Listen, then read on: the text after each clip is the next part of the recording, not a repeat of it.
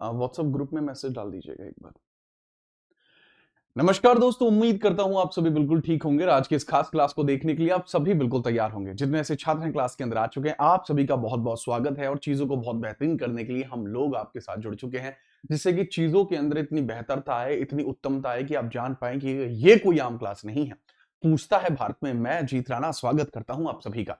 Class के अंदर जो भी छात्र आए हैं, आप सभी जानते हैं तथास्तु सीरीज की क्लास नंबर 3 है, जो आपको यूट्यूब पे एज ए डेमो देखने को मिल रही है। तो ये तीसरे नंबर का डेमो है, यह फाइनल डेमो होगा जो आपको YouTube पर देखने को मिलेगा। इसके उपरांत ये वीडियो आपको YouTube पे केवल लाइव स्ट्रीम में ही देखने को मिल सकती है, अगर आप सभी लोगों का समर्थन रहा। ठीक है, तो जितने भी बच्चे क्लास के अंदर आ चुके हैं, एक बार ताबड़तोड़ तरीके से हर एक बच्चे का मैं चाहूंगा कि एक बार कमेंट आ जाए, जिससे कि क्लास के अंदर जिस माहौल, जिस भौकाल की जरूरत है वो बन जाए। एक बात मैं आपको और बता देना चाहूंगा कि आज एक बड़ा विशेष दिन है। आज का दिन बड़ा विशेष इस कारण से भी है क्योंकि आज भाई है हमारी क्या भला वसंत पंचमी, जो भगवान देवी सरस्वती जी की पूजा के लिए बड़ी ही माननीय मानी जाती है।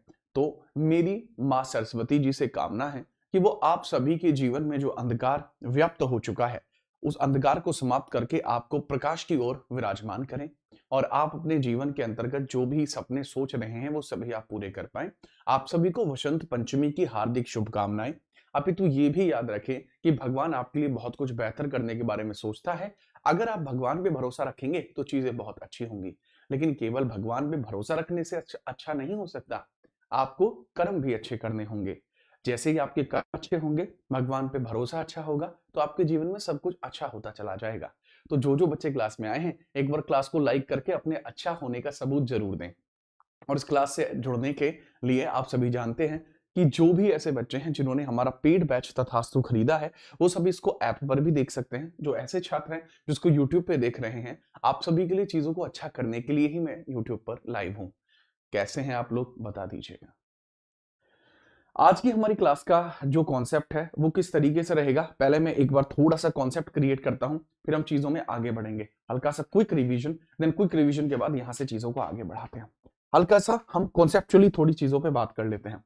देखो बच्चे, आप सभी के लिए प्लेलिस्ट आपको देखने को मिली थी। हालांकि आगे इस प्लेलिस्ट के अंदर कोई भी रिकॉर्डेड वीडियो नहीं होगी। आज ये अंतिम रिकॉर्डेड वीडियो होगी जो आप यहाँ देख रहे हैं, बाकी सब वीडियो इसमें लाइव ही आएंगे। अगर बच्चे सोच रहे हैं कि सर फिर बैच परचेज करना क्यों जरूरी है, क्योंकि इसकी पीडीएफ और जीत राणा सुपर शीट वो सभी आपको केवल हमारे ऐप पर ही देखने को मिलेंगी। केवल ये लाइव रहेगी, जब तक लाइव चलेगी तब तक रहेगी, उसके बाद ये हटा दिया जाएगा। अगर हम बात करते हैं तो 2 क्लासेस के अंतर्गत मैंने आपको संविधान के बारे में बहुत सारी जानकारियां दी, और आज के बारे में अगर हम बात करते हैं उनको भी थोड़ा सा समझिएगा। मैंने शुरुआती तौर पर आपको बताना शुरू किया था कि भैया भारत के अंदर कैसे कैसे चीजें चल पाती हैं, उनके बारे में मैंने यहाँ पे बताया था। दोबारा बता देता हूं। देखो, मैंने बताया था कि हम पढ़ने वाले हैं जो है अपना राज व्यवस्था। अब राज व्यवस्था जो है भारत की, यानी भारत की जो पॉलिटी है वो हम पढ़ने वाले थे। पॉलिटी डिपेंड किस पे करती है सर, ये निर्भर किस पर है सर? भारत के जो संविधान है उसी पर यह निर्भर करती है। निर्भर करती है कॉन्स्टिट्यूशन पर, यह निर्भर करती है कॉन्स्टिट्यूशन पर। अब जो कॉन्स्टिट्यूशन है, जो संविधान है, ये किस चीज पर निर्भर करता है या फिर इसका निर्माण कैसे होता है? क्योंकि हम historical background of Indian constitution पढ़ने वाले थे। हम पढ़ने वाले थे हिस्टोरिकल बैकग्राउंड के बारे में, हम पढ़ रहे थे हिस्टोरिकल बैकग्राउंड के बारे में, हम पढ़ रहे थे हिस्टोरिकल बैकग्राउंड के बारे में हम लोग यहाँ पर पढ़ रहे थे। ऐतिहासिक पृष्ठभूमि के बारे में हम लोग पढ़ रहे थे। ऐतिहासिक पृष्ठभूमि के बारे में हम लोग यहाँ पर पढ़ रहे थे। पृष्ठभूमि के बारे में हम लोग यहाँ पर पढ़ रहे थे। हिस्टोरिकल बैकग्राउंड के बारे में चर्चा चल रही थी, हिस्टोरिकल बैकग्राउंड। तो संविधान को जब हम समझते हैं कि सर संविधान को समझना है, तो संविधान का जो निर्माण है या इसके जो प्रारंभिक इतिहास है, इसका जो प्रारंभिक इतिहास आप देखते हैं, प्रारंभिक इतिहास वो किस चीज पर निर्भर करता है सर? वह 2 टाइप के एक्ट्स पर निर्भर करता है, 2 टाइप एक्ट्स पर निर्भर करता है। और ये जो 2 प्रकार के अधिनियम होते हैं बच्चे, ये 2 प्रकार के अधिनियम होते हैं आपके company act and crown act. Company act होते हैं और दूसरे होते हैं आपके क्राउन एक्ट। ऐसी ही बात थी, ऐसी ही बात थी, है ना? शाही अधिनियम होते हैं, कंपनी अधिनियम होते हैं। तो कंपनी एक्ट शुरुआत से लेकर यानी 1765 से लेकर 1857 के बीच में जो एक्ट आए वो ये। और यहां हम बात करते हैं 1858 से लेकर और यहां 1947 तक जो एक्ट आए वो सब क्राउन एक्ट, शाही अधिनियम थे, शाही एक्ट थे। अब लास्ट क्लास में जो हमारा डिस्कशन चला था वो कहां पर था? लास्ट क्लास यानी क्लास नंबर 2 में हम कहां तक पहुंच चुके थे? ठीक है, बात कर लेते हैं। क्लास 2 में हम कहां पर थे? बच्चे क्लास 2 में हम कुछ इस प्रकार से पहुंच चुके थे। क्लास सेकंड में मैं आपको चर्चा कर चुका था, जैसे क्लास 1 में बहुत बढ़िया चीजें रही थी, 3.5 घंटे की क्लास से, फिर क्लास 2 और यहां पर हमने पॉइंटर छोड़ा था कि कांग्रेस प्रत्येक स्थान से, कांग्रेस ने 22 दिसंबर 1939 में कांग्रेस ने हर एक प्रांत से रिजाइन दे दिया था। कांग्रेस ने सामूहिक रिजाइन दिया था। कांग्रेस द्वारा यहां पर सामूहिक त्यागपत्र दिया गया था। कांग्रेस द्वारा यहां पर सामूहिक त्यागपत्र दिया गया था। सामूहिक त्यागपत्र यहां दिया गया था। इसको बोलते हैं कि यहां इनके द्वारा पूरा का कलेक्टिव रिजाइन यहां पर दिया गया था। कलेक्टिव रिजाइन यहां पर दिया गया था। कलेक्टिव रिजाइन यहां पर दिया गया था। यहां पर हमारी कहानी चल रही थी, कलेक्टिव रिजाइन पर हम चल रहे थे। ठीक है, याद रखेंगे, बहुत बढ़िया।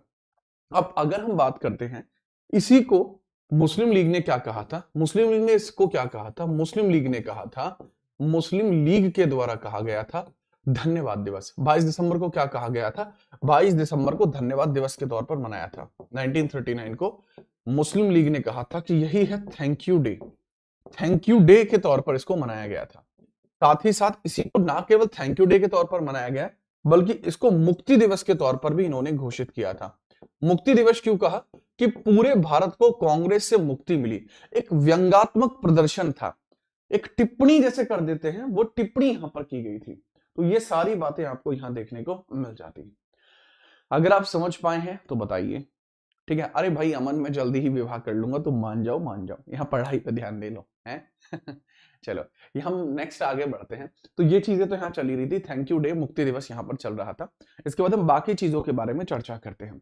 बाकी चीजें कैसे चल रही थी? ठीक है सर, बताओ सर। जैसे यहाँ थैंक यू डे मुक्ति दिवस बना था, लेकिन ब्रिटेन को पता था, ब्रिटेन को पता था भारत में स्थायी रहने के लिए कांग्रेस का समर्थन जरूरी है। भारत में स्थायी के लिए कांग्रेस का समर्थन जरूरी है। स्थायी रहने के लिए कांग्रेस का समर्थन जरूरी है। कांग्रेस समर्थन जरूरी है। कांग्रेस समर्थन जरूरी है। क्या है? जरूरी है कि भाई कांग्रेस का समर्थन जरूरी है। बगैर कांग्रेस के समर्थन के हम भारत में नहीं टिके रह सकते। Coordination of Congress is necessary.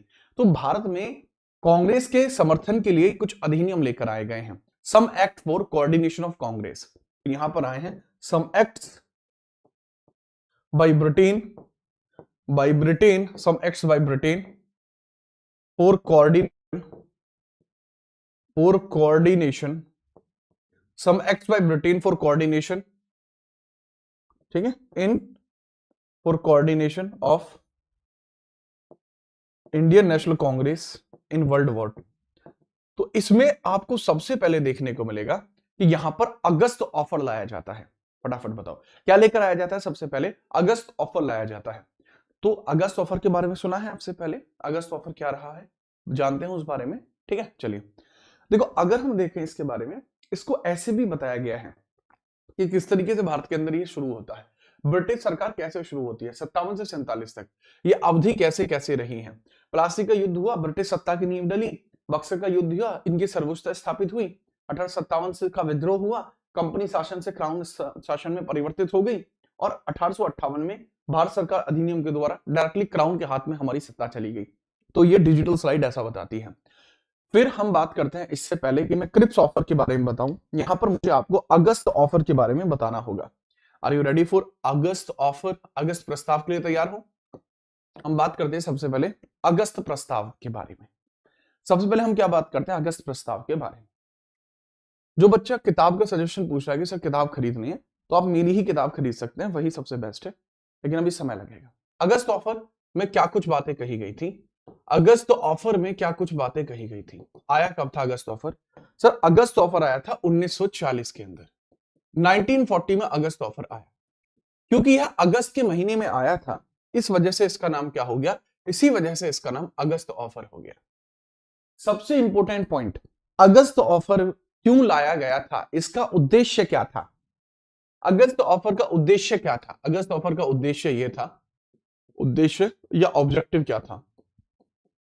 बहुत ही साफ ऑब्जेक्टिव आपको देखने को मिलता है। यहां पर ब्रिटेन ब्रिटेन क्या चाहती थी? ब्रिटेन वर्ल्ड वॉर 2 में कांग्रेस का समर्थन चाहती थी, इसलिए लाया गया था। कांग्रेस समर्थन चाहती थी, कांग्रेस समर्थन चाहती थी,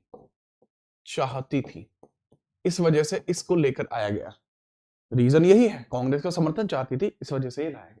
ये था आपका बेस्ट, ठीक है। Because Britain wanted Congress coordination in world war 2, because Britain wanted Congress coordination in world war 2, right.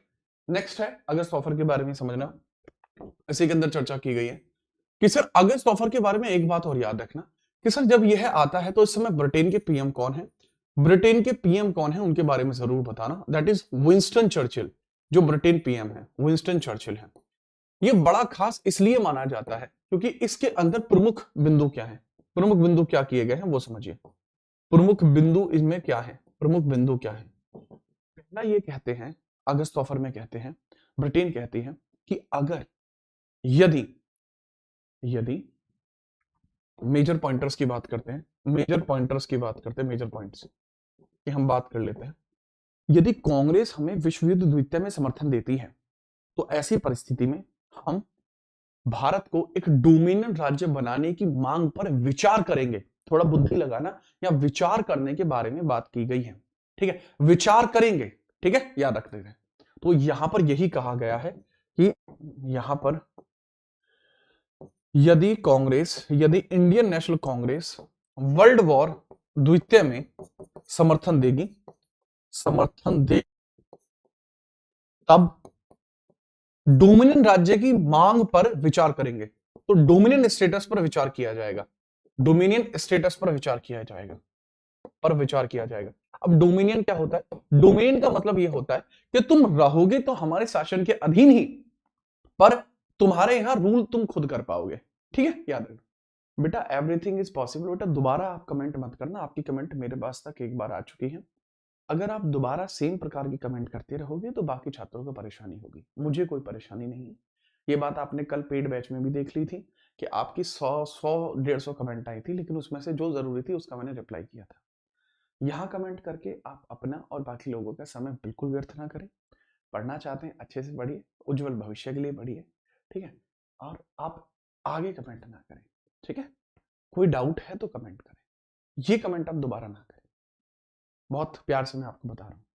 यहां पर मैंने बताया, कहा गया था यदि Indian National Congress world war 2 में समर्थन देगी तब डोमिनियन स्टेटस पर विचार करेंगे, भारत को डोमिनियन बना देंगे, ब्रिटेन का आधा शासन चला जाएगा और जो ब्रिटेन के लोग हैं वो रूल में नहीं रहेंगे, भारत के ही लोग रूल में रहेंगे, पर वो ब्रिटेन के अकॉर्डिंग सारे शासन को संभालेंगे। जैसे कि मैं हूं, मैं अपने पापा का डोमिनियन हूं, मेरे पापा यहां नहीं रहते, वो चंडीगढ़ में रहते हैं, तो वहां से जितना भी मतलब कोई बड़ा डिसीजन लेना है तो मैं पापा से ही पूछूंगा, छोटे मोटे डिसीजन मैं खुद ले सकता हूं, ठीक है। चलो याद रखना।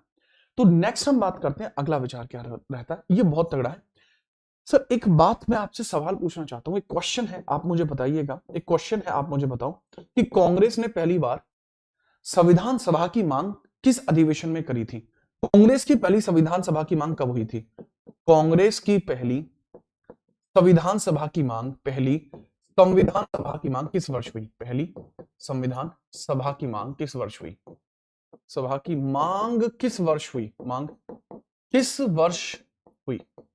किस वर्ष होती है? मैं ऑप्शन देता हूं, 1936, ऑप्शन बी 1928, ऑप्शन सी 1937, या ऑप्शन नंबर डी 1934।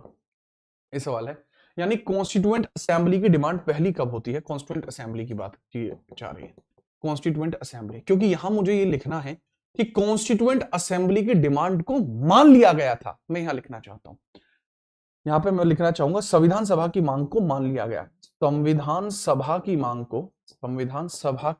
को मान लिया गया, कि मांग मानी गई, यानी ब्रिटेन ने कह दिया कि yes you can have the constituent assembly, ठीक है, you can have the constituent assembly, आप कॉन्स्टिट्यूएंट असेंबली रख सकते हैं।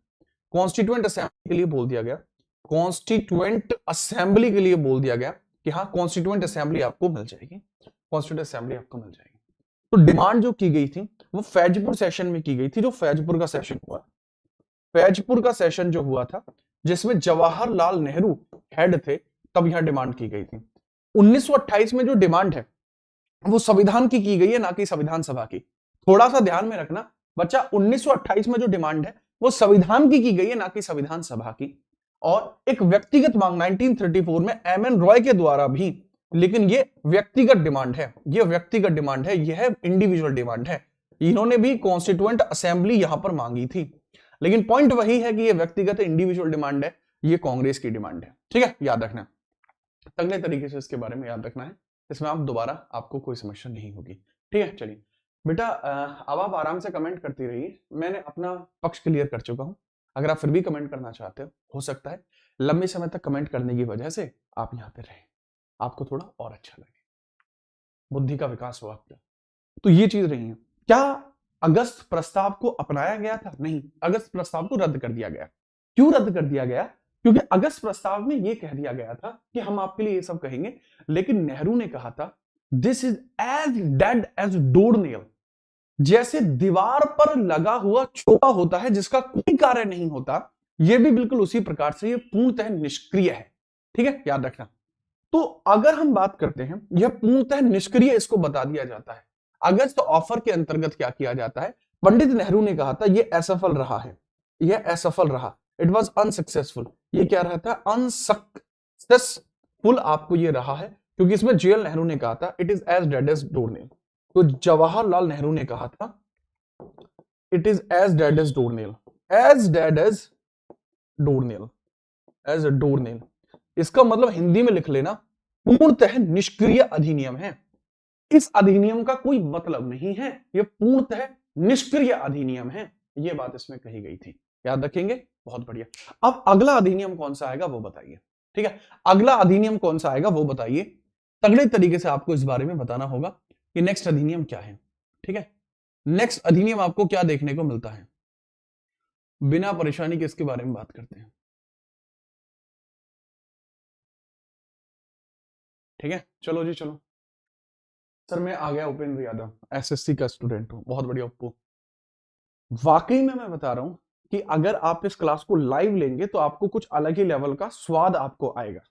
ठीक है, क्योंकि ये क्लास लाइव के लिए ही बनाई गई है। चलो जी, इसके बाद हम बात करते हैं नेक्स्ट अधिनियम आपका तैयार होता है क्या भला।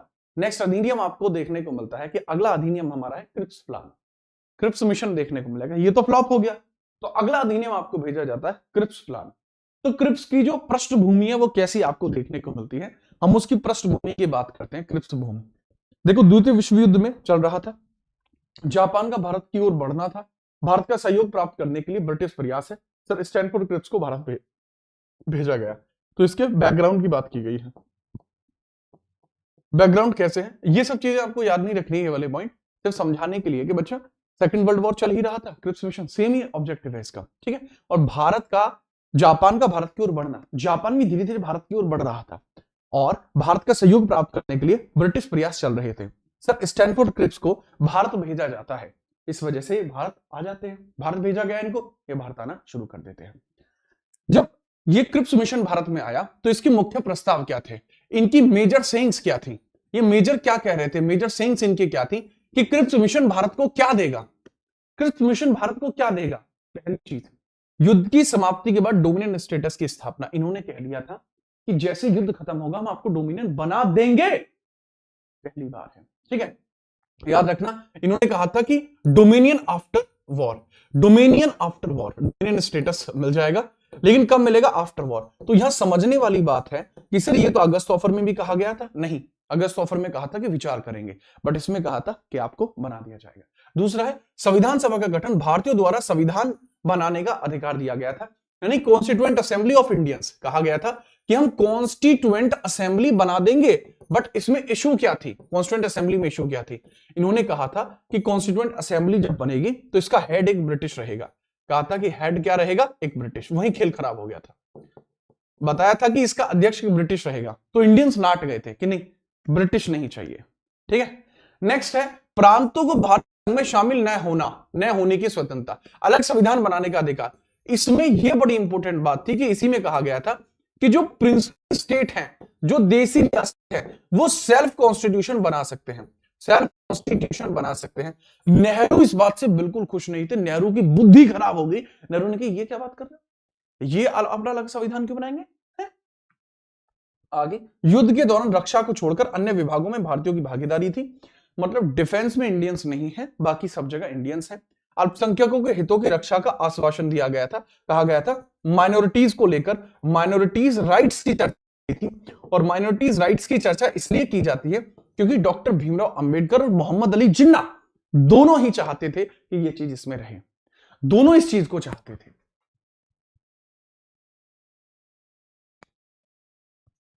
ये लीजिए, अरे साउंड रुक गई है, साउंड प्रॉपर सही हो गई, नेटवर्क की वजह से साउंड में इशू हो गया था। तो मैंने बताया अल्पसंख्यकों के हितों की रक्षा का आश्वासन दिया गया था कि अल्पसंख्यकों के हितों की रक्षा की जाएगी ही जाएगी, और ये भी इसके अंदर कह दिया गया था। तो क्रिप्स मिशन बढ़िया था, ठीक चल रहा था। क्रिप्स मिशन कह दिया था कि मजा बांध दिया भाई साहब, क्रिप्स मिशन खुल के खेल रहा है।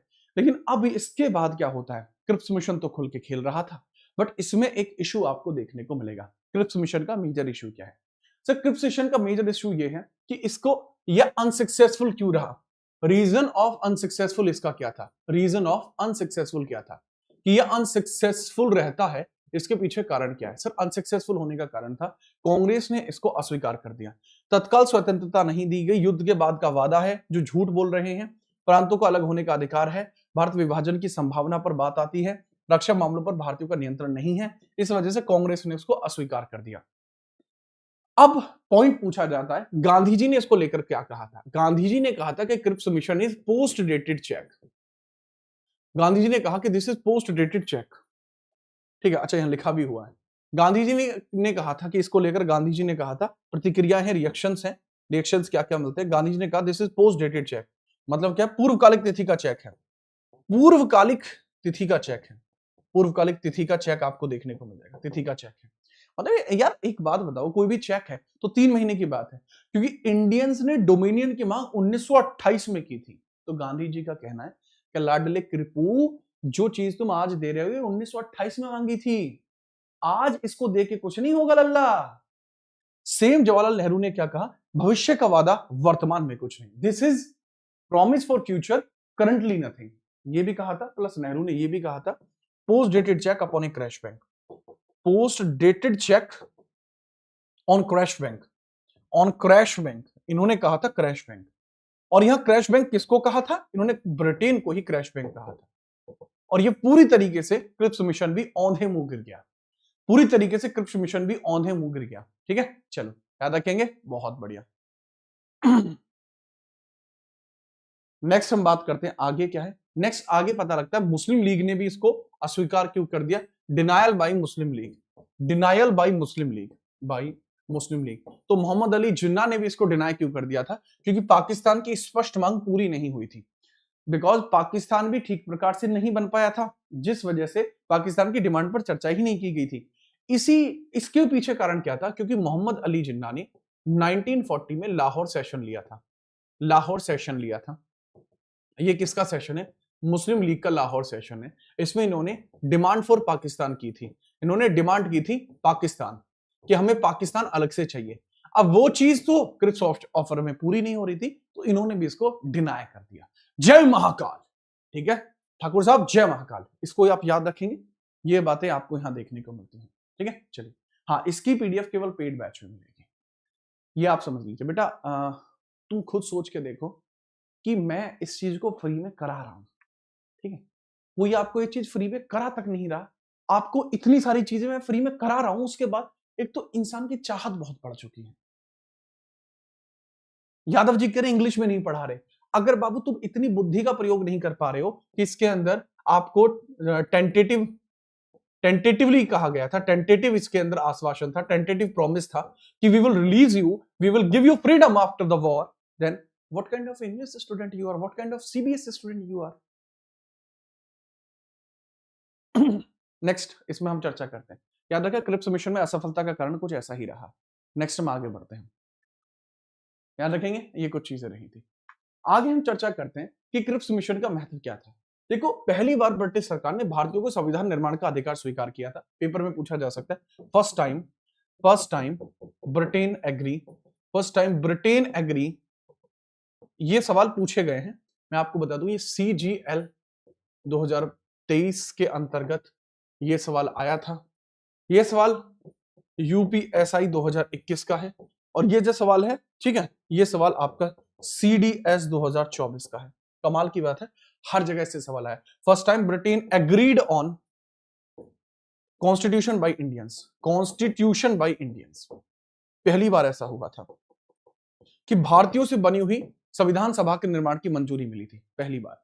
दूसरा है संविधान सभा के विचार को मान्यता मिली थी, constitution constitution assembly of Indians, assembly of Indians आपको देखने को मिलेगी, ऑफ इंडियंस यहां पर देखने को मिल जाएगी। बट पॉइंट ये है कि संविधान सभा, भारतीयों की संविधान सभा, भारतीयों की संविधान सभा के विचार को मंजूरी मिली थी। इसमें अमेंडमेंट है, चेंज करना। और ये कहा था भारत विभाजन का बीज, इंडिया पार्टीशन बड यही थी, इंडिया पार्टीशन बड यही थी। बड का मतलब होता है कि कली यही खिली है तभी बात बनी है। यही चीज आपको देखने को मिलते हैं, ठीक है, याद रखना। और जो बच्चे बार बार पीनी अब दे दो कर रहे हैं बाबू, चाहो तो आप पेड बैच ले सकते हो, चाहो तो एक काम और भी कर सकते हो, ये लो स्क्रीनशॉट। आगे बढ़िए। सर भोजपुरी में क्यों नहीं पढ़ा रहे? कहा है ना कि बाबू हम तो पढ़ा दे रहे पर कोनो बच्चा समझना आनी। मुझे यार भोजपुरी इतनी सही नहीं, मतलब मुझे भोजपुरी आती ही नहीं है। चलो आगे बात करते हैं। क्रिप्स मिशन के कितने मेंबर्स थे? क्रिप्स मिशन के मेंबर्स के बारे में भी समझ लीजिए। क्रिप्स मिशन के अंतर्गत कौन कौन मेंबर्स आपको देखने को मिले हैं, मैं वो भी एक बार बता देता हूं कि क्रिप्स मिशन के अंतर्गत कौन कौन मेंबर्स आपको मिले हैं। ये जरूर लिख लेना कि क्रिप्स मिशन के अंतर्गत कौन कौन मेंबर्स आपको मिले हैं। यहां कैबिनेट को हटाइए और इसकी जगह लिखिए क्रिप्स मिशन। क्रिप्स मिशन इसके स्थान पर आप लिखेंगे, क्रिप्स मिशन की चर्चा यहां पर की जा रही है। तो यहां जो क्रिप्स मिशन है, क्रिप्स मिशन के बारे में बात कर रहे हैं, जो कि आपको देखने को मिला है 42 के अंदर आया था। क्रिप्स मिशन कब आया था? 42 में आपको देखने को मिला है, मार्च में ही आया था 1942 में। 3 सदस्यीय मिशन आया था। कौन कौन इसके अंदर अध्यक्ष थे? तो स्टैनफोर्ड क्रिप्स जो थे ये इसमें अध्यक्ष थे, व्यापार बोर्ड के अध्यक्ष भी थे, क्रिप्स मिशन के भी अध्यक्ष आपको ये देखने को मिले हैं, अध्यक्ष। और बाकी के जो लोग हैं जैसे पैथिक लॉरेंस हैं, ये इसके अंदर आपको अन्य सदस्य में शामिल थे, और जो एवी अलेक्जेंडर हैं ये भी अन्य सदस्य में शामिल थे। इनके पद भी थे, मतलब उस समय ब्रिटेन में वर्किंग में भी थे, ये इस लेवल पे वर्किंग में थे, ठीक है। चलो तो यह है आपको पैथिक लॉरेंस, उस समय भारत राज्य सचिव थे, तो ये अध्यक्ष की भूमिका नहीं निभा रहे थे। अध्यक्ष की भूमिका निभाने का जो काम है वो किसने किया है, मैं बता चुका हूं कि अध्यक्ष की भूमिका इस समय कौन निभा रहा था। That was one and only, that is Stanford Cripps. ये स्टैनफोर्ड क्रिप्स था। अन्य सदस्यों के अंदर Pethick Lawrence and A V Alexander थे, यही लेकर आए थे। और इस समय ब्रिटेन का पीएम कौन था? इस समय ब्रिटेन का पीएम आपको कौन देखने को मिला था? सर इस समय ब्रिटेन का जो पीएम था क्रिप्स मिशन के समय, वो फिर से आपका वही था, कौन? Winston Churchill. और विंस्टन चर्चिल ने एक बात और कही थी, जब गांधी जी ने और बाकी लोगों ने ये कहा था, तो विंस्टन चर्चिल ने कहा था कि ये लोग क्या जाने आजादी क्या होती है, ये अर्धनग्न फकीर क्या जाने हैं। तो यहां पर ही विंस्टन चर्चिल ने गांधी जी को अर्धनग्न फकीर कहा था, अर्धनग्न फकीर कहा था कि ये तो आधा नंगा फकीर है, इसको क्या पता आजादी क्या होती है, क्या बुद्धि है इसकी, मेरे सामने क्या बोल लेगा ये चीजें कही गई थी, ठीक है। तो याद रखिए, आगे हम बात करते हैं इसके बाद क्या होता है। इसके बाद चीजें कुछ अलग स्तर पर देखने को मिलती हैं। क्रिप्स मिशन का उद्देश्य पूरा होता है। अब यहां पर आता है 1945 का समय, 1945 का समय आता है। ये बातें अब आपको कोई नहीं बताएगा, संपूर्ण यूट्यूब या किसी भी प्लेटफॉर्म पे ये बातें आपको कोई नहीं बताएगा। समय आता है 1945 का, 1945 का समय आपको देखने को मिलता है। और 1945 में वर्ल्ड वॉर 2 चल रहा है, उसके अंदर कुछ डेवलपमेंट होता है।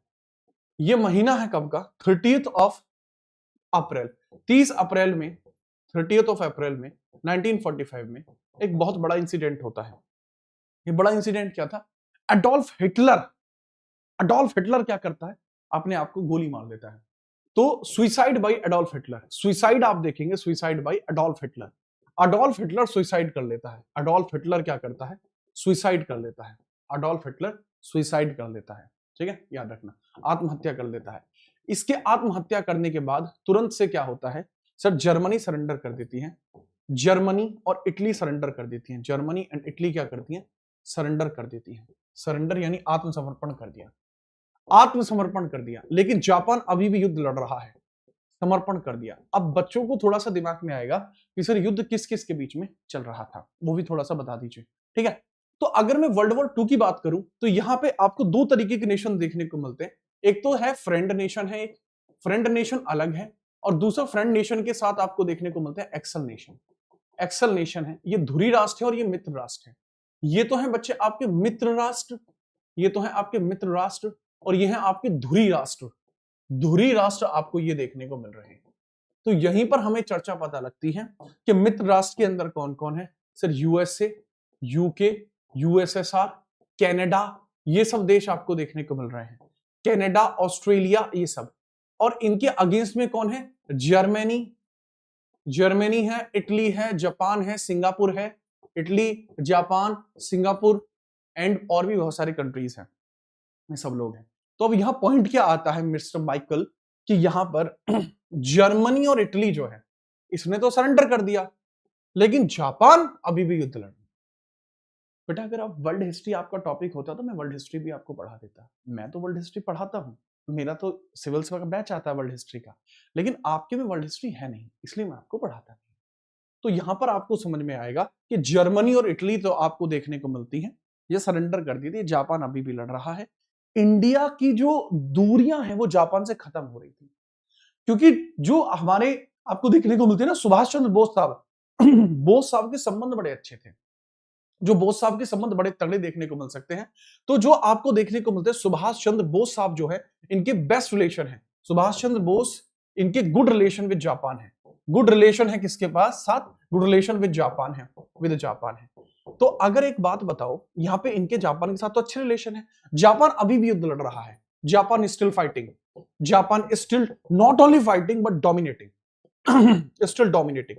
मतलब इकलौते जापान ने यूएसए, यूके, यूएसएसआर की धज्जियां उड़ा रखी हैं अकेले जापान ने। तो इन्होंने अलग ही सिस्टम पाड़ रखा है, ठीक है। चलिए, तो अगर हम बात करते हैं, यहां पर आपको जापान की बात आती है तो ब्रिटेन के दिमाग में एक खुरापात आती है कि यार ऐसा तो ना हो कि ये इंडिया जापान के साथ मिल जाए, क्योंकि अगर इंडिया जापान के साथ मिल गया तो ये तो बुद्धि खराब कर देगा सबकी, तो भैया दिक्कत हो सकती है। इसी चीज को रोकने के लिए वेवल प्लान भारत के अंदर आता है। वेवल प्लान आपको देखने को मिलता है, वेवल प्लान 1945। वेवल प्लान 1945 में आया, और ये किस लिए था? इसका उद्देश्य था कि भारत विश्व युद्ध में जापान की सहायता ना करे, कि भारत वर्ल्ड वॉर टू में जापान की सहायता ना करें, जापान की सहायता ना कर दे, बस कि सहायता न करे। अब ऑब्वियस ही बात है कि जापान की सहायता ना करने की कसम खाइए कि भैया जापान की सहायता मत कर दिए, पता लग रही है यहां थूत मिट गई। ये हमारे यहाँ का कॉमन शब्द है, ये मैं सोचना कि सर कैसी बात कर रहे हैं, ठीक है, ये क्या बात कर रहे हैं, ये एकदम से फ्लो में निकल गया है, ठीक है, हमारे यहाँ बोलते हैं, ठीक है, ओके, निकल जाता है। वेवल प्लान आपको देखने को मिलता है, वेवल प्लान आपको यहाँ देखने को मिल गया। वेवल प्लान भावनाओं में बह गया मैं, है। तो वेवल प्लान को पूछा जाता है कि जब वेवल प्लान आया तो कॉन्सेप्ट क्या था? यही था कि जापान की सहायता न करनी, बदले में क्या मिलेगा? तत्काल स्वतंत्रता, मतलब वर्ल्ड वॉर के तुरंत बाद आजादी, वर्ल्ड वॉर 2 के बाद आजादी। इन्होंने पहली बार कहा था कि हम आजादी आपको दे देंगे वर्ल्ड वॉर 2 के बाद, और इन्होंने यहां अंतरिम सरकार भी बनानी थी, एक अंतरिम सरकार भी बनाएंगे, अंतरिम सरकार, इंटरिम गवर्नमेंट भी हम बनाएंगे। क्या बनाएंगे? इंटरिम गवर्नमेंट भी बना देंगे, हम एक इंटरिम गवर्नमेंट भी बना देंगे। और ये जो इंटरिम गवर्नमेंट होगी, ये आया कब था? तारीख कितनी है? 14 जून को आया था। एक इंटरिम गवर्नमेंट भी बनाई जाएगी, इसमें सब भारतीय रहेंगे, लेकिन इसके अंदर जो इंटरिम गवर्नमेंट में कहा गया था सभी भारतीय होंगे, सभी होंगे भारतीय। बस एक दिक्कत इसमें रहेगी, सभी भारतीय होंगे, बस एक दिक्कत रहेगी कि इसके अंदर जो सेना प्रमुख होगा वो वायसरॉय होगा, सेना प्रमुख होगा वो वायसरॉय होगा, वायसरॉय होगा। बढ़िया। कितने लोग होंगे? 14 के 14 मंत्री होंगे, सब भारतीय होंगे। अब ये मामला फंसा कहां पे? क्योंकि ये भी फेल हो गया। ये फंसता कहां पे, फेल कहां पर होता है? कांग्रेस इसके लिए एग्री कर जाती है, कांग्रेस तुरंत एग्री होगी कि हाँ जी हम एग्री हैं, अरे बिल्कुल तगड़ी बात है जी, एग्री हैं तो हमें तो सरकार बना दो। लेकिन मुस्लिम लीग ने पता है क्या कहा? कि भैया जी इसमें जितने भी मुस्लिम चुने जाएंगे 14 मेंबर्स में से, वो सब के सब हम ही चुनेंगे। तो कांग्रेस ने क्या, ये क्या बात कर रहे हो तुम, ऐसे कैसे चुन सकते हो, नहीं चुनने देंगे। क्योंकि अगर उस समय ऐसा हो जाता तो तभी विभाजन तय था कि जो कांग्रेस है वो केवल हिंदुओं के लिए है और मुस्लिमों के लिए केवल मुस्लिम लीग है। इसी वजह से यह भी फेल हो गया। इसमें कहा गया था कि 8 सदस्य जो होंगे वो इंडियन नेशनल कांग्रेस चुनेगी और 6 सदस्य जो होंगे वो मुस्लिम लीग चुनेगी। लेकिन फिर भी इसके फेल होने के कारण क्या था, फेल का रीजन क्या था, फेल का रीजन ये था कि यहां मुस्लिम लीग ने कहा, एमएल ने कहा मुस्लिम केवल हम छाटेंगे, मुस्लिम केवल मुस्लिम लीग छाटेगी, मुस्लिम लीग रखेगी। इस वजह से ये फेल हो गया। फेल रीजन है, असफल का कारण यही है, असफल का कारण आपको यही देखने को मिलेगा। ठीक है, याद रखना, this was the reason of असफल, तगड़े तरीके से याद रखना। अच्छा, एक और बात यहां पर समझ में आएगा आपको, इस पर पुनर्विचार भी किया जाता है बट पुनर्विचार भी फेल रहा है। पुनर्विचार भी किया जाता है पर पुनर्विचार भी फेल रहा है। वो पुनर्विचार यहां पर कैसे किया गया सर, वेवल प्लान पर पुनर्विचार कैसे किया जाएगा, पुनः विचार भी किया जाएगा, यानी रिकंसीडर भी इसको करेंगे, रिकंसीडर भी इसको करेंगे। और रिकंसीडर कैसे करेंगे सर, 25 जून को रिकंसीडर किया जाएगा 1945 में। और ये कहां पर किया जाएगा सर, शिमला अकॉर्ड होता है इसके लिए, शिमला अकॉर्ड इसके लिए होता है, शिमला समझौता होता है। शिमला समझौते के बारे में पीसीएस में एक बार सवाल आया था कि कितने मेंबर आए थे। सर पीसीएस में सवाल आया था कि इसमें कितने मेंबर आए थे, 22 सदस्य थे इसमें। और हेड कौन थे इन 22 सदस्यों में, हेड थे अबुल कलाम आजाद। तो पूछा गया था कि अध्यक्ष कौन रहे हैं इसमें, तो अध्यक्ष के बारे में याद रखना, दैट वाज अबुल कलाम आजाद। अध्यक्ष हैं अबुल कलाम आजाद, अध्यक्ष आपको देखने को मिलते हैं अबुल कलाम आजाद, आपको अध्यक्ष देखने को मिलते हैं अबुल कलाम आजाद। ये फिर से फेल हो गया है, याद रखना, इट वॉज अगेन फेल्ड। और अब की बार भी पुनर्विचार फेल होने के कारण भी क्या था, यही था। ये शिमला अकॉर्ड भी फेल हो गया और इसके पीछे का कारण भी मुस्लिम लीग अपनी जिद से नहीं हटी थी। ठीक है, बट अबे अब्दुल नहीं है, अबुल है, अबुल, अबुल कलाम आजाद, मौलाना अबुल कलाम आजाद। ठीक है, चलिए, तो ये सारी की सारी बातें आपको देखने को मिलती हैं। इसका स्क्रीनशॉट फटाफट से लीजिए फिर हम आगे बढ़ते हैं, स्क्रीनशॉट फटाफट से लीजिए फिर हम आगे बढ़ते हैं।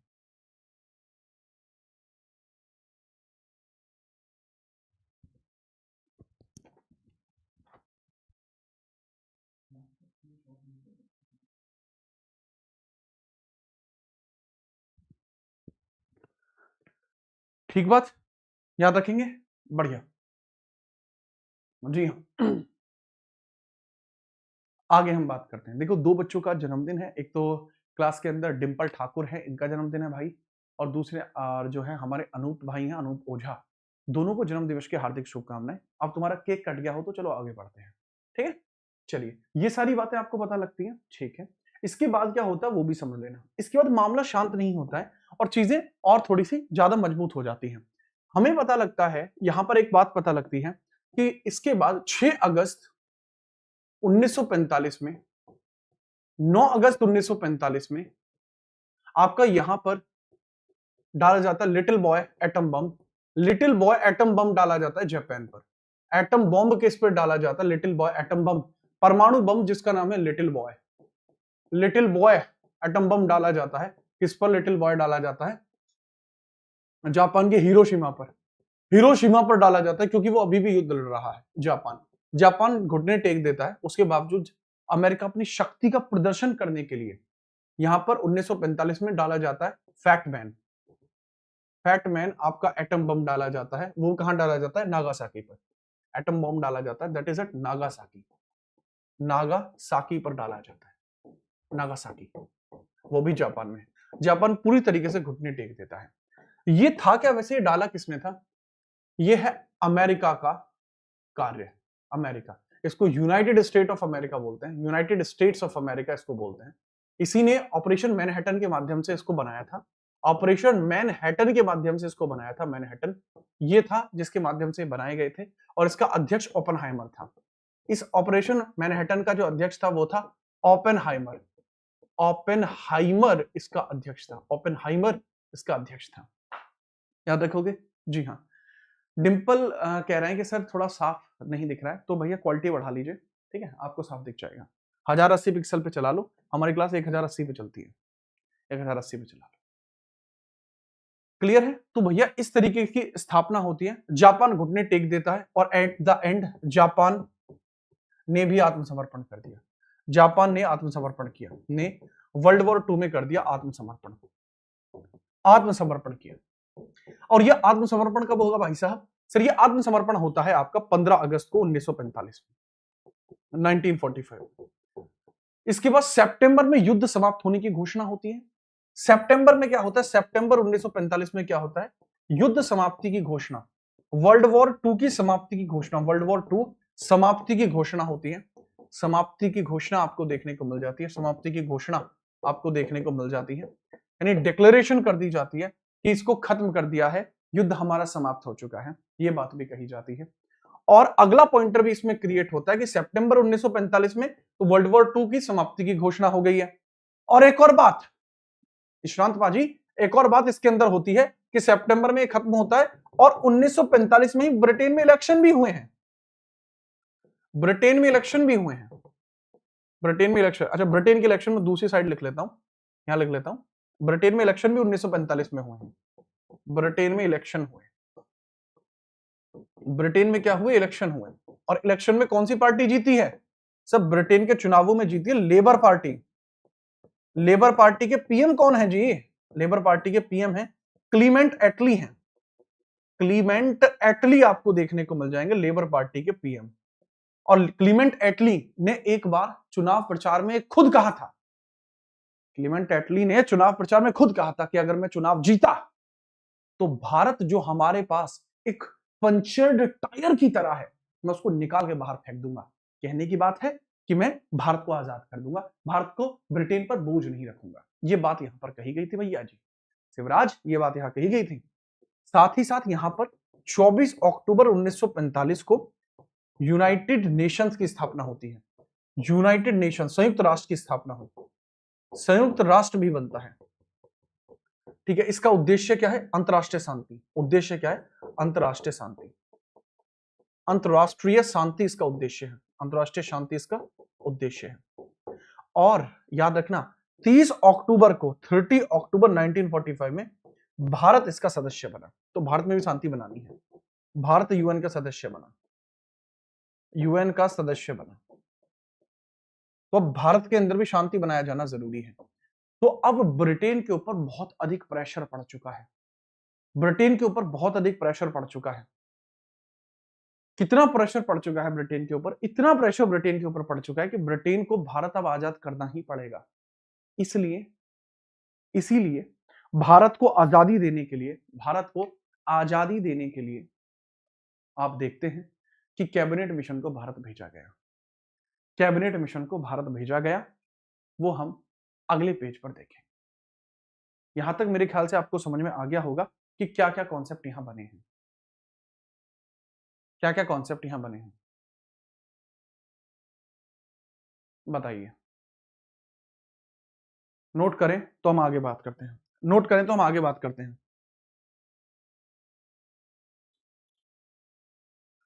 चलिए, इसके बाद क्या कॉन्सेप्ट बना है?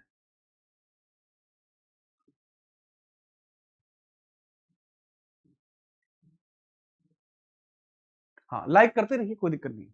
चलो जी, हम बात करते हैं इसके बाद ही क्या होता है। इसके बाद ही भारत में कैबिनेट मिशन भारत भेजा जाता है। अब कैबिनेट मिशन भारत में आता है, कैबिनेट मिशन के सदस्य जो हैं वो आप देखते हैं कौन कौन है।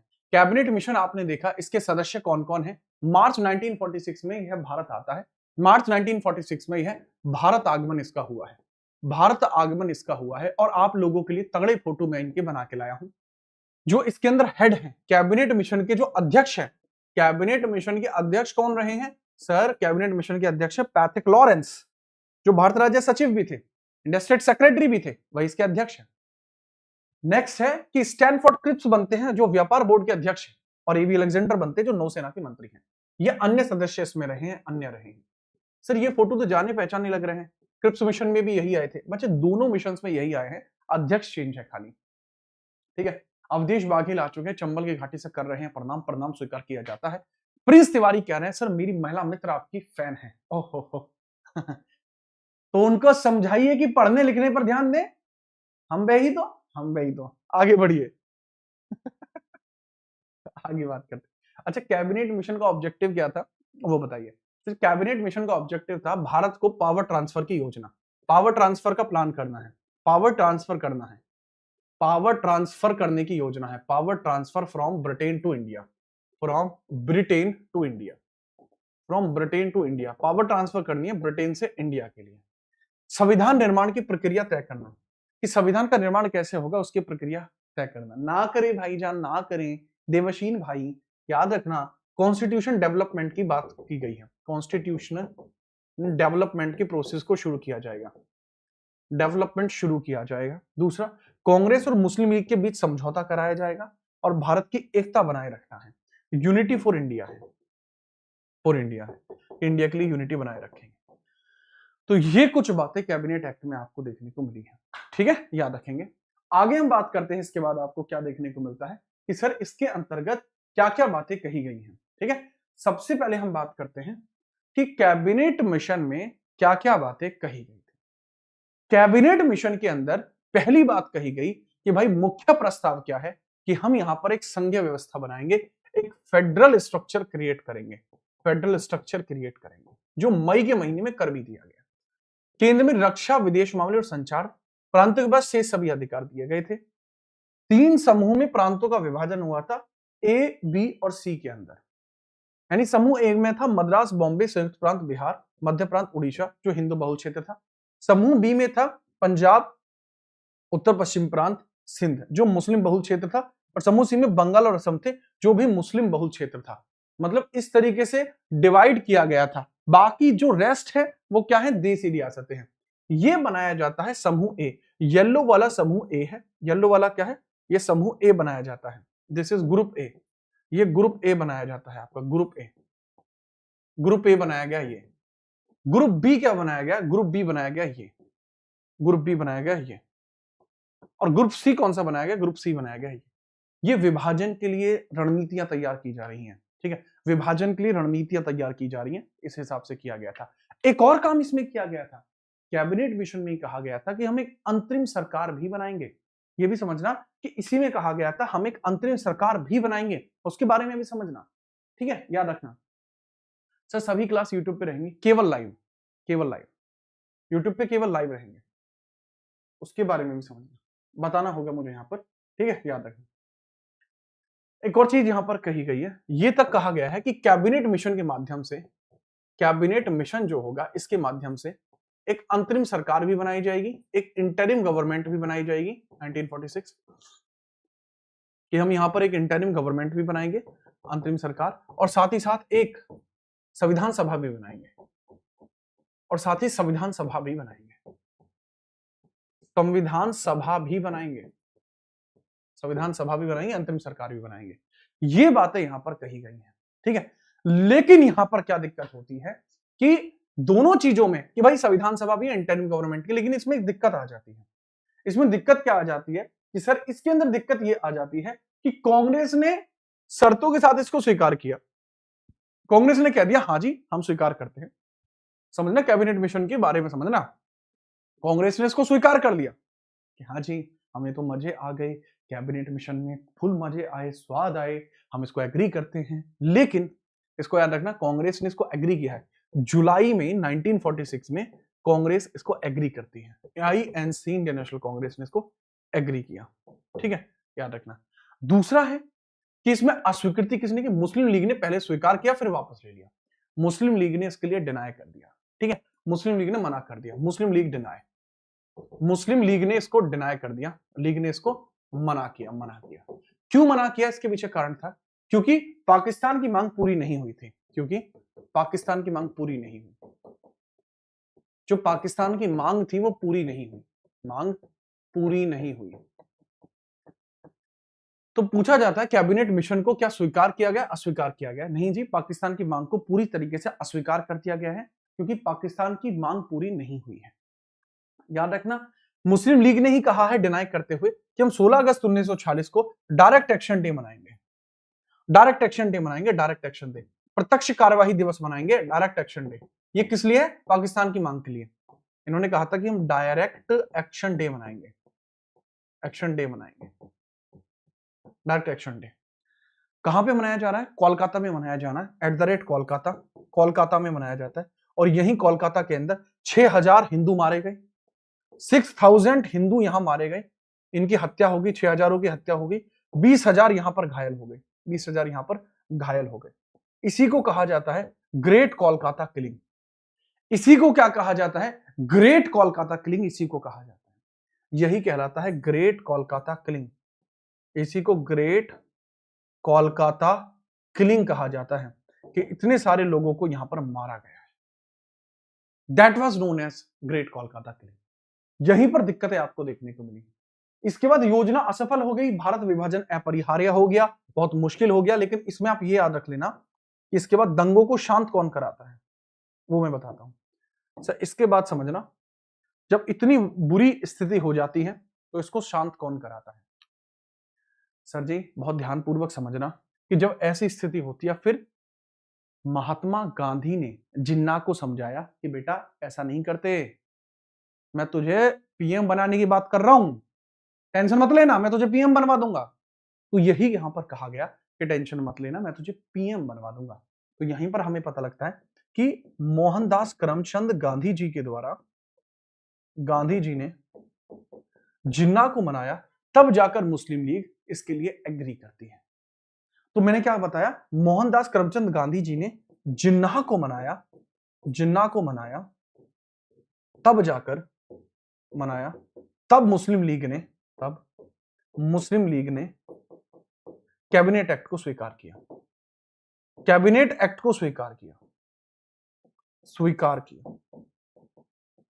लेकिन अब यहां पर समझना, कैबिनेट एक्ट स्वीकार करके क्या कुछ होगा। सर जैसे ही कैबिनेट एक्ट को स्वीकार किया जाता है, पूरा कॉन्सेप्ट यहां देखने को मिलता है। तो दो तीन चीजें आपको यहां देखने को मिलेंगी, ठीक है, याद रखना। वो क्या क्या देखने को मिल जाएगा उसके बारे में हम बात करते हैं, थोड़ा सा इसमें समझना। बच्चे पहले तो मैं समझाता हूं इसके अंतर्गत कि क्या क्या चीजें हुई हैं। तो पहले मैंने क्या बताया था, ये थोड़ा ध्यान से समझना। कैबिनेट मिशन को अब दोनों लोग मान चुके हैं। एक मिनट रुकना भाई, ये पेज मुझे यहां लगाना पड़ेगा। हाँ, तो कैबिनेट मिशन में मैंने बताया कि दो चीजें होनी है, इंटरिम गवर्नमेंट बननी है, संविधान सभा बननी है। तो पहले बताओ मैं संविधान सभा बनाऊं या इंटरिम गवर्नमेंट बनाऊं, क्योंकि अब मुस्लिम लीग और कांग्रेस दोनों ही रेडी हैं। तो कमेंट करके आप बता दीजिए दोनों किस तरीके से आपको देखने को मिलेंगे। पहले मैं क्या बनाऊं, जो आप कहोगे मैं पहले वो बना दूं। ठीक है, फटाफट बताओ।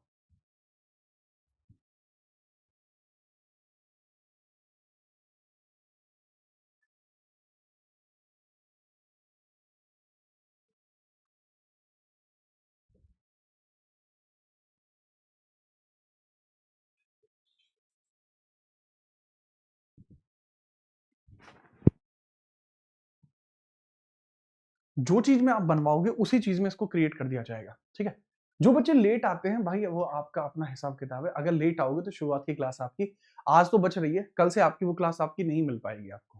ठीक है, चलो तो पहले हम संविधान सभा को बनाएं। किसको बनाएं? पहले हम ऐसा करते हैं, हम पहले संविधान सभा को बना लेते हैं। हम क्या करते हैं, पहले संविधान सभा को बना लेते हैं, याद रखिएगा, है ना।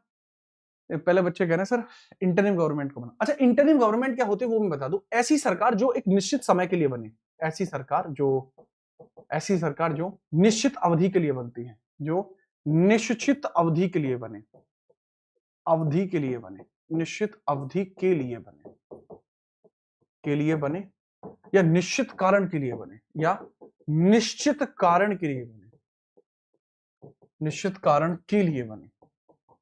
मतलब अ गवर्नमेंट, एक ऐसी सरकार, एक ऐसी सरकार जो कि एक डेफिनेट टाइम या डेफिनेट रीजन के लिए बनती है। भारत में दो बार अंतरिम सरकार बनी है। पहली बनी है जब तक कि देश आजाद नहीं हो जाता, दूसरी सरकार बनी है जब तक कि हमारा संविधान लागू नहीं हो जाता। ऐसे दो प्रकार से आपकी ये बनी है, उस बारे में थोड़ा सा याद रखेंगे बिना परेशानी के। ठीक है, चलिए आगे बढ़ते हैं। हाँ जी, अब हम बात करते हैं सबसे पहले, क्योंकि बच्चों का कहना है कि सर पहले इंटरिम गवर्नमेंट की धज्जियां उड़ा देते हैं, फिर हम संविधान सभा की बात करेंगे। तो क्योंकि बच्चों की मैं काफी मान लेता हूं कभी कभी, हालांकि बच्चों की माननी नहीं चाहिए क्योंकि बालक फिर भी बालक है, पर कोई बात नहीं, मैं तो अच्छा आदमी हूं। तो अंतरिम सरकार का गठन होता है 2 सितंबर 1946 में। ये उसी दिन का फोटो है। ये खास हमारे जो अपने हमारे एक ताऊ लगते हैं जिनका नाम है जेमिनी ताऊ। तो ताऊ जेमिनी ने इनको बहुत तगड़े तरीके से क्रिएट किया है, अपने खास ताऊ हैं जेमिनी है। तो जेमिनी भाई ने बताया कि भाई इस तरीके से करिए, ठीक है। चलो याद रखना, वॉइसरॉय की कार्यकारी परिषद के रूप में ये लोग चयनित हैं। वेवल इसके अंदर वॉइसरॉय पदेन अध्यक्ष रहे, लेकिन ये कुछ समय तक ही अध्यक्ष रहे थे। याद रखना, बहुत मारूंगा बेटे। याद रखना, पदेन अध्यक्ष रहे हैं फरवरी 1947 तक, फरवरी 1947 तक, क्योंकि इसके बाद आपको देखने को मिलेगा माउंट बेटन बने हैं। और माउंट बेटन कब से कब तक रहे हैं सर? फरवरी 1947 से लेकर ये अगस्त 1947 तक रहे हैं। अगस्त 1947, जब तक देश आजाद नहीं हो गया। क्योंकि जो अंतरिम सरकार यहां बनी है, जो इंटरिम गवर्नमेंट यहां पर बनी है, जो इंटरिम गवर्नमेंट यहां पर बनी है, इसका कॉन्सेप्ट क्लियर है। कब तक बनी है? देश आजादी तक, देश की आजादी तक बनी है। देश की आजादी तक बनेगी, देश की आजादी तक बनेगी, ठीक है। याद रखना है, याद रखेंगे। ये कॉन्सेप्ट थोड़ा क्रिएट हुआ। तो इसके अंदर पूछा जाता है कि अध्यक्ष कौन रहे हैं? ये उपाध्यक्ष और विदेशी मामले और कॉमनवेल्थ मैटर्स जितने भी हैं, मतलब vice chairman foreign matters and Commonwealth matters में कौन रहे हैं? That is one and only Jawaharlal Nehru. और प्रारंभ में 12 सदस्य हैं, सभी भारतीय हैं, केवल वॉइसरॉय को छोड़कर। शुरुआत में कितने सदस्य थे?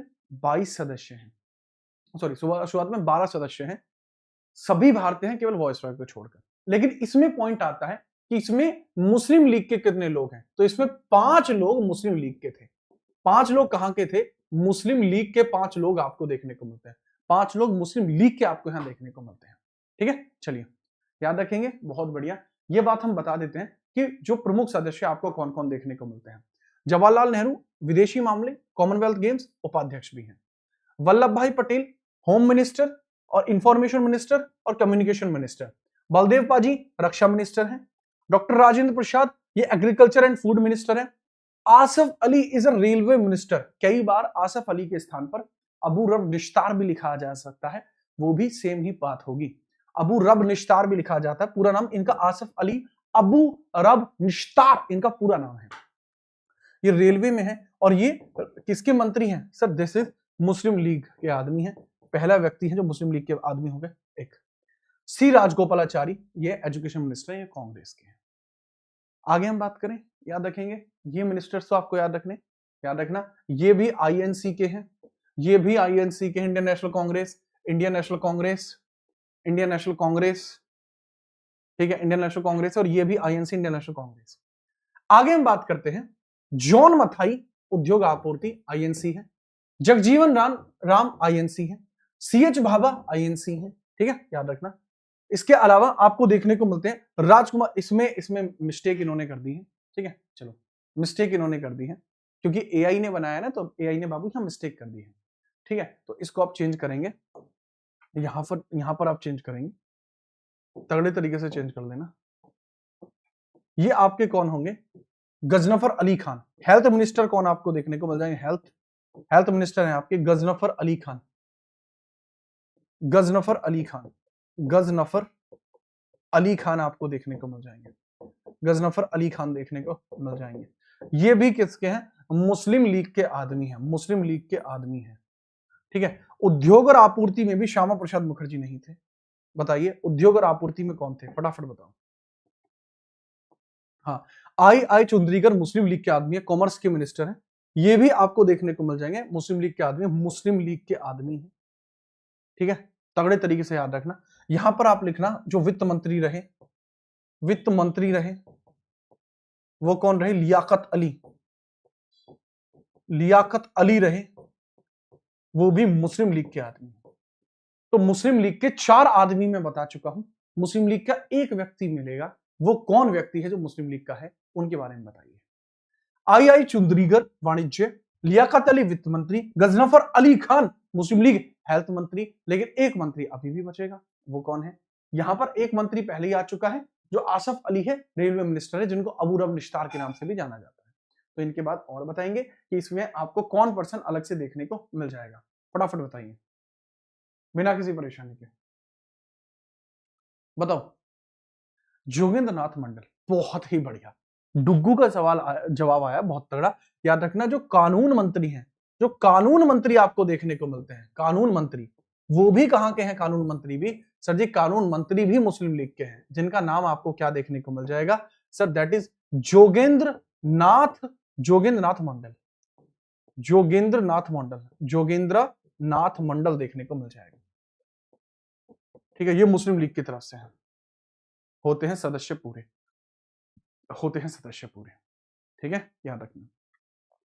इसके बारे में थोड़े फैक्ट मैं आपको बता देता हूं। फैक्ट देखिएगा जरा। अधिकारिक ज्ञापन दिया जाता है। अंतरिम सरकार में मुस्लिम लीग की भागीदारी, ये 13 अक्टूबर 1946 को मुस्लिम लीग अंतरिम सरकार में शामिल हुई थी। लियाकत अली खान वित्त मंत्री इसमें रहे हैं। 5 मुस्लिम सदस्य शामिल हो गए थे। सदस्यों की कुल संख्या 14 हो गई थी एट द एंड। एक और पॉइंट इसके अंतर्गत आता है, एक और पॉइंट इसके अंतर्गत आता है जो आपको थोड़ा समझने वाली बात होगी। लियाकत अली खान यह पाकिस्तान के पहले पीएम भी रहे हैं।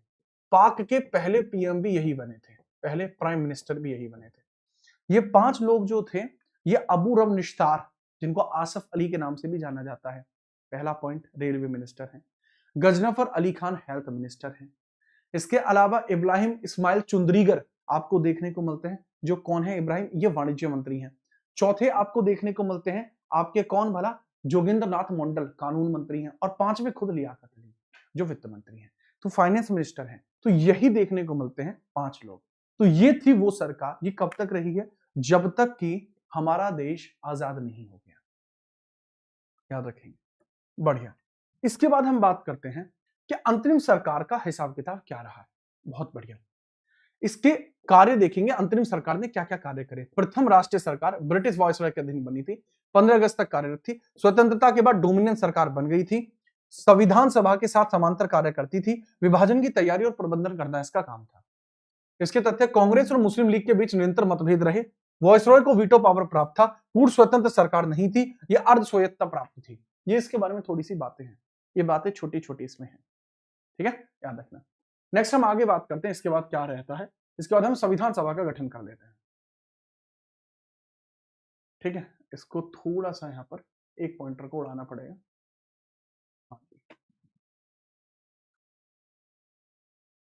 ठीक है, लीजिए। दूसरा काम भी यहां पर हुआ, उसको हम देख लेते हैं। दूसरा काम क्या हुआ है सर? दूसरा काम ये हुआ है संविधान सभा का गठन। ये भी आपका कैबिनेट मिशन के आधार पर ही हुआ है। ठीक, ये भी कैबिनेट मिशन के आधार पर ही हुआ है। संविधान सभा का गठन जो हुआ है, ये किस पर बेस्ड है sir? This is based on cabinet mission. This is based on cabinet mission. Cabinet mission 1946 के बेसिस पर ही ये होता है, 1946 के बेसिस पर ही संविधान सभा बनती है, कॉन्स्टिट्यूएंट असेंबली की फॉर्मेशन होती है। तो जो कॉन्स्टिट्यूएंट असेंबली की फॉर्मेशन आपको देखने को मिलती है, वो यही आपको देखने को मिलती है। ठीक है, चलो। तो हमें पता लगता है कि संविधान सभा का गठन हुआ है। तो पहले 9 दिसंबर 1946 में पहली, अच्छा एक मिनट एक मिनट एक मिनट, इसमें गलती कर दी है मैंने कुछ। इस वाले पॉइंट को उड़ा देना, इसको लिखना, अब सही है। पीछे क्या था, वो गलत पेज छप गया था, एआई ने बनाया था, तो पेज में गलती थी। यहाँ समझ, संविधान सभा का गठन होता है। ये गठन आपको कब देखने को मिला है? जैसा कि मैं बताऊं, ये सितंबर 1946 में ही हुआ था। सितंबर 1946 में ही हुआ है। और ये कैबिनेट मिशन के आधार पर ही हुआ है। किसके आधार पर? कैबिनेट मिशन के बेसिस पर ही हुआ है। मिशन के आधार पर, आधार पर ही हुआ है। याद रखेंगे, बहुत बढ़िया। तो कुल सदस्य योजना के अनुसार कितने लोग चुने गए थे सर? कितने लोग चुने गए थे आपके? 389। यहां पर ब्रिटिश प्रांत से 292 थे, देसी रियासत से 93 थे, और मुख्य कमिश्नरी क्षेत्रों से कितने थे? कमिश्नरी एरिया से कितने थे? 4 लोग थे। ठीक है, विभाजन के बाद कितने रह गए थे? 299 रह गए थे। लेकिन इसकी बात हम आगे करेंगे। हम पहले यहीं तक की बात करते हैं कि यहां तक जो सदस्य हैं वो कैसे कैसे रहे। विभाजन के बाद का डेटा आगे आएगा, काम आएगा, लेकिन यहां पर समझना पीछे क्या चीजें रहेंगी। पीछे क्या चीजें रहेंगी मैं उसके बारे में बात करता हूं। ठीक है, याद रखना, बहुत बहुत बढ़िया तरीके से आपको याद रखना होगा, मजा ही आ जाएगा आपको। ठीक है, मजा ही आपको आ जाएगा यहां पर चीजें किस तरीके से रहेंगी। नहीं दिया गया है, चलो मैं ही बता देता हूं, कोई बात नहीं। यहां पर समझिएगा, तो कैबिनेट मिशन के अंदर जो संविधान सभा बनी उसकी मैं बता देता हूँ। कैबिनेट मिशन के अंदर जो संविधान सभा बनी उसकी बात करते हैं। जो संविधान सभा बनी उसकी बात करते हैं। सभा बनती है, इसके अंदर 389 मेंबर्स हैं, सदस्य हैं, और ये प्रत्यक्ष व अप्रत्यक्ष दोनों प्रकार के चुनावों पर आए हैं। कैसे? प्रत्यक्ष व अप्रत्यक्ष दोनों प्रकार के चुनावों पर ये आए हैं। प्रत्यक्ष व अप्रत्यक्ष दोनों प्रकार के चुनाव इसके अंदर देखने को मिले हैं। बोथ इलेक्शंस इसके लिए हुए। पर याद रखना 10 लाख में से कोई किसी एक व्यक्ति का चयन होगा। 10 लाख में से एक व्यक्ति का चयन यहां पर होना है। तो जो इलेक्शन का प्रोसेस था 1/10 लाख था। 1/10 लाख आपको देखने को मिलेगा। ठीक बात? जी हाँ। नेक्स्ट हमें पता लगता है कि इसके अंदर से 296 तो ऐसे थे जिनके लिए इलेक्शन हुआ। बाकी के भाई जो सदस्य थे आपके 93, इनके लिए कोई इलेक्शन नहीं हुआ, इनका चयन हुआ था, नॉमिनेट हुए थे। नॉमिनेट आपके ये हुए थे। पूछा जा सकता है कैसे कैसे कॉन्सेप्ट चला है, वो भी मैं बता दूंगा। वैसे अब 296 जिनके लिए इलेक्शन हुआ है वो समझ लीजिए कैसे कैसे आपको इलेक्शन वाले लोग देखने को मिले हैं। बेटा यहां पे थोड़ा सा ध्यान करो। यहां पे 292 ब्रिटिश प्रांत है, प्रांत से चुने गए हैं। 4 लोग कमिश्नरी से चुने गए। कमिश्नरी कहां कहां पर थी सर? यह थी आपकी दिल्ली, अजमेर, कुर्ग कर्नाटक में है, और बलूचिस्तान पाकिस्तान में सिंध में देखने को मिलता है। और देसी रियासत आपकी हर जगह देखने को मिली जाएगी। रियासत आपको देखने को मिली जाएगी। इसमें कई बार कॉन्सेप्ट आता है कि ये भी बताइए कि जो लोगों का इलेक्शन हुआ इसमें ये कैसे रहा कि किस पार्टी से कितने लोग चुने गए। तो किस पार्टी से कितने लोग चुने गए अगर ये आता है तो बताइए। अगर मैं पार्टी से लोगों की बात करता हूं, जुलाई और अगस्त के अंदर आपके चुनाव हुए थे। जुलाई और अगस्त के अंदर चुनाव हुए थे। इसके अंदर याद रखना मुस्लिम लीग ने 73 सीटें जीती, कांग्रेस ने 208 सीटें जीती और अन्य निर्दलीय कैंडिडेटों ने 15 सीटें जीती, क्योंकि 296 टोटल सीट्स थी, 296 इलेक्शंस थे। याद रखेंगे? याद रखना। अगर हम बात करते संविधान सभा में अन्य, जैसे अगर पूछा जाता है आपसे कि इसमें महिलाएं कितनी थी, महिला सामान्य कैटेगरी के लोग कितने थे? सर सामान्य कैटेगरी के 215 थे। मुस्लिम मेंबर्स कितने थे? 79 थे। सिखों का स्पष्ट इसके अंदर वर्णन नहीं दिया जाता क्योंकि सिखों को उस समय हिंदू में ही काउंट किया गया है। ठीक है, वो इसी प्रकार से व्यवस्था रखी गई है। हाँ, यहां ये रख सकते हैं एससी कैंडिडेट कितने थे? 26। एसटी कैंडिडेट कितने थे? 33। मैक्सिमम कैंडिडेट कहां से चुने गए थे? सर मैक्सिमम कैंडिडेट चुने गए थे यूपी यूनाइटेड प्रोविंस से, 55 सदस्य चुने गए थे। महिलाएं कितनी थी? सर महिलाएं चुनी गई थी 15। 15 महिलाएं यहां पर चुनी गई थी, उनके बारे में भी याद रखें। महिलाएं कितनी चुनी गई हैं? 15 महिलाएं यहां पर चुनी गई हैं। कितनी महिलाएं चुनी गई हैं? सर 15 महिलाएं इसके अंदर चुनी गई हैं। याद रखना इस बारे में, कोई टेंशन आपको नहीं होनी चाहिए। हालांकि जो हमारा अगला चैप्टर है वो है ही ये पूरा संविधान सभा, तो इसमें मैं एक एक चीज को बारीकी में डिस्कस करूंगा कि महिलाएं कैसे कैसे थी, कौन कौन सी महिलाएं क्यों चुनी गई थी, वो पूरा डिटेल में डिस्कशन है। बट अभी हम यहीं से थोड़ा सा देश को आजादी दिलाते हैं, इस बारे में समझना। ठीक है, चलिए समझिए अब इसके बाद क्या होता है। अब मैं थोड़ी सी आपसे बात पूछना चाहूंगा, क्या आप पूरा कैबिनेट मिशन समझ पाए? कैबिनेट मिशन एक्ट में क्या हुआ था? थोड़ा सा समझ में आया? अरे हुड्डा, अरे लाडले समझ में आने लग रही है जो पूछू हूं। कैबिनेट एक्ट समझ में आ गया था रे? ठीक है, अगर मैं आपसे पूछूं कि कैबिनेट एक्ट के बारे में जितनी भी बातें हैं आपको समझ में आई हैं नहीं आई हैं? कैबिनेट एक्ट आपको समझ में गणा आ गया होगा। कैबिनेट एक्ट के बाद क्या होता है वो समझिए।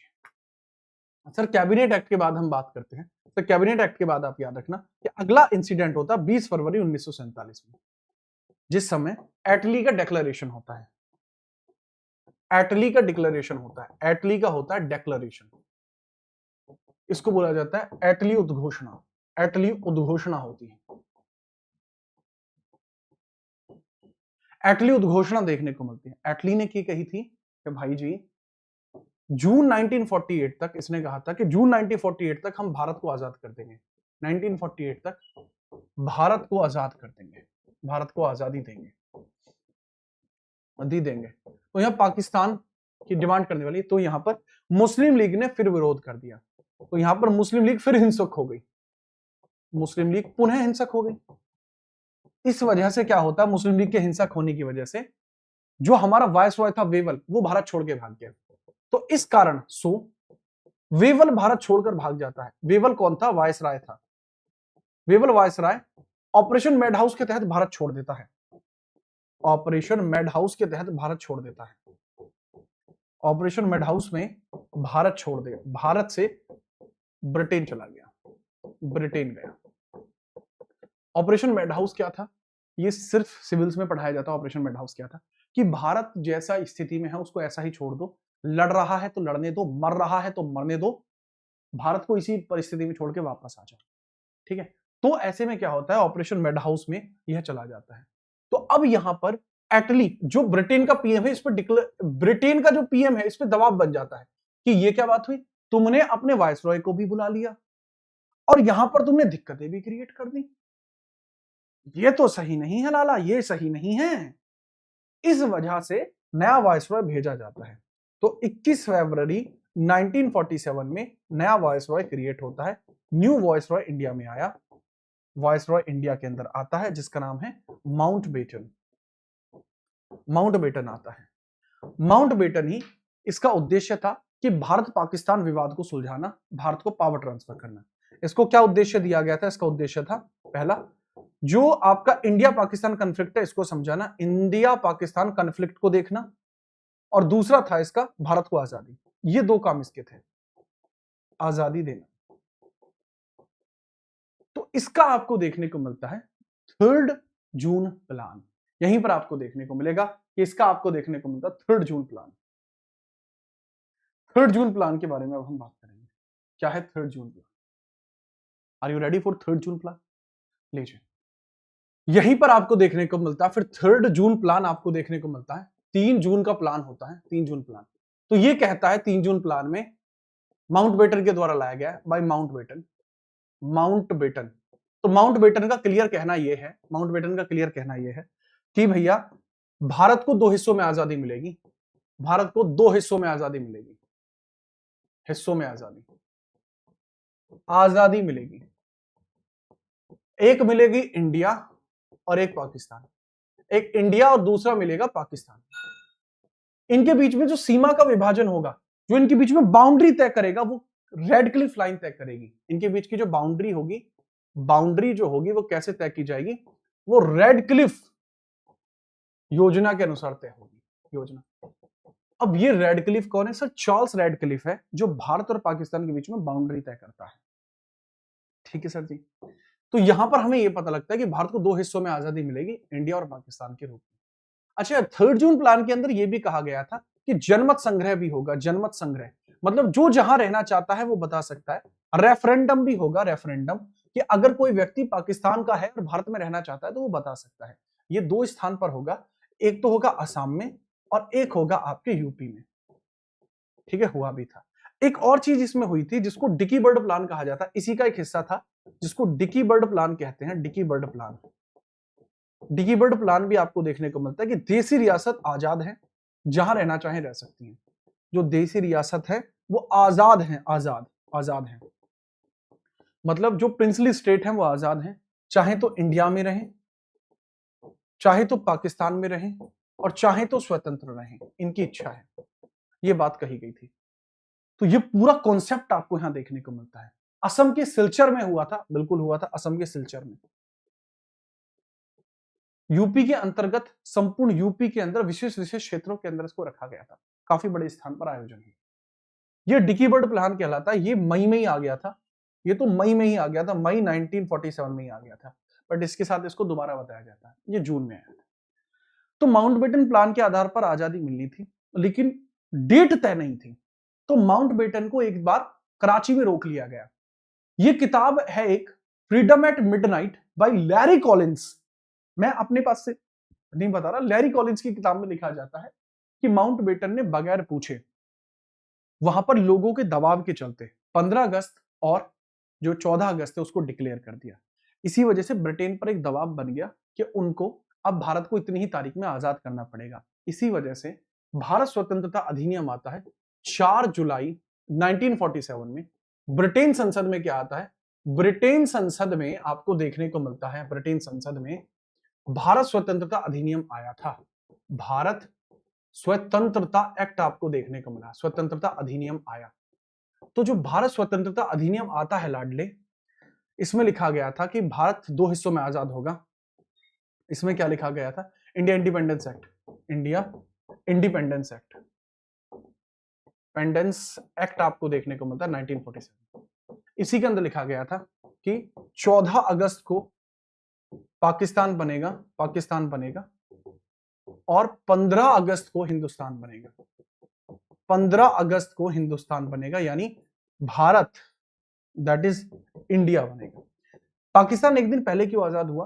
क्योंकि इसी मीटिंग में अगर हम बात करते, ये ब्रिटेन की संसद में पेश किया गया था, लेकिन 18 तारीख को यह पारित हुआ था। बता दूं, 18 जुलाई में यह यहां से पारित हुआ था, उसके बाद यह भारत में आया था। तो इसी दौरान बुलाया गया था जिन्ना को, जिन्ना से पूछा था कि तुम क्या चाहते हो, तो जिन्ना ने कहा था कि मेरा देश एक दिन पहले आजाद होना चाहिए। तो संसद ने कहा ये ले। तो फिर नेहरू को बुलाया गया, तुम क्या चाहते हो?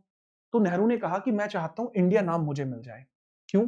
क्योंकि पाकिस्तान का यह मानना था कि अगर हम पहले बनेंगे तो ऐसा लगेगा हम पहले बने हैं और भारत बाद में बना है।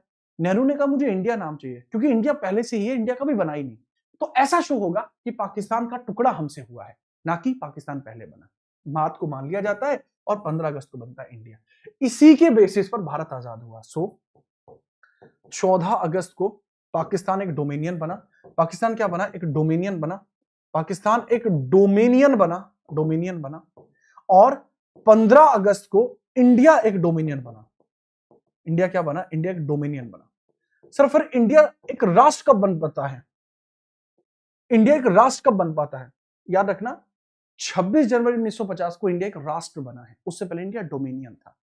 तो इंडिया डोमिनियन बनता है, डोमिनियन बनता है, लेकिन ये पूरा राष्ट्र कब बन पाता है? 26 जनवरी 1950 को। डोमिनियन क्यों कहते हैं? क्योंकि भारत के पास अपना संविधान नहीं है। संविधान लागू होते ही भारत एक स्वतंत्र राष्ट्र बन जाता है। ये तगड़ा कॉन्सेप्ट है, याद रखना। तो भारत जो है संपूर्ण राष्ट्र कब बना है? 26 जनवरी को। तो भारत संपूर्ण राष्ट्र बनता है 26 जनवरी को। भारत संपूर्ण राष्ट्र कब बना है? संपूर्ण राष्ट्र कब बना है? सर भारत संपूर्ण राष्ट्र बनता है 26 जैन 1950 को। इससे आगे आपका अगला चैप्टर शुरू होगा, जिस चैप्टर को कहा जाता है संविधान सभा। यहां भारत को आजादी मिल चुकी है, अब हम संविधान सभा के बारे में कल चर्चा करेंगे। अगला आपका होगा संविधान सभा। ये संविधान सभा होगी जिसके बारे में हम कल चर्चा कर रहे होंगे। आज के लिए इतना ही कॉन्सेप्ट रहेगा। दूसरा है कि जो आपको जीत राणा सुपरशीट देखने को मिलती है, मैं एक बार देख लेता हूं जीत राणा सुपरशीट, आपको दिखा भी देता हूं, डाउनलोड पड़ी होंगी। बोर्ड चलता ही नहीं है कभी कभी हमारा। तो जो जीत राणा सुपरशीट है वो कुछ इस प्रकार की हैं, जो आपको बैच के अंदर मिल जाएंगे। ये हर एक चैप्टर की अपनी अलग अलग होती है, हर एक एग्जाम की अलग अलग होती है। जैसे ये वाली जो है ये एसएससी की है, ऐसे हर एक एग्जाम की अपनी अलग अलग। ये तथास्तु बैच है जो यूट्यूब पे वर्तमान में चल रहा है। उम्मीद है कि आप अगले चैप्टर के लिए भी रेडी रहेंगे। प्लस इसी जो चैट बॉक्स के ऊपर एक व्हाट्सएप ग्रुप दिया गया है, मैं इसको दिखाता हूं एक बार। और अभी तक इतने कम बच्चों ने लाइक किया है, ये बहुत ही आपके लिए शर्मनाक बात है। ठीक है बाबू, इसको लाइक कर देना। याद रखना, यह आपको एक ग्रुप देखने को मिलेगा। आपसे विनम्र निवेदन है, इस ग्रुप में केवल वही बच्चा ऐड हो जो बच्चा रेगुलरली लाइव ले सकता है। अगर आप रेगुलरली लाइव नहीं ले सकते तो आप इस ग्रुप से हट जाएंगे। आज क्वेश्चंस नहीं है, मेरे पास समय का अभाव है, मुझे ऑफिस निकलना है। आज सरस्वती वंदना जी हैं और पूजा भी है, तो आज मैं ऑफिस के लिए लेट हो रहा हूँ। ठीक है, मुझे ऑफिस जाना है। तो इस क्लास को मैं कल कंटिन्यू कराऊंगा, आगे क्वेश्चंस कराऊंगा, और इसकी चौथी क्लास होगी जो यूट्यूब पे केवल लाइव रहेगी, इसकी रिकॉर्डिंग नहीं मिलेगी। तो जो जो ऐसे बच्चे हैं इसके अंदर जुड़ जाएंगे, इसी में नोटिफिकेशन मिलेगा। टेलीग्राम पे इसका नोटिफिकेशन हम साझा नहीं कर रहे हैं क्योंकि बहुत ज्यादा भसड़ हो रही है सब बच्चों के साथ। तो केवल इसमें वही बच्चा जुड़े जो बच्चा वाकई में तथास्तु बैच को लाइव ज्वाइन कर सकता है, क्योंकि रिकॉर्डिंग नहीं मिलेगी।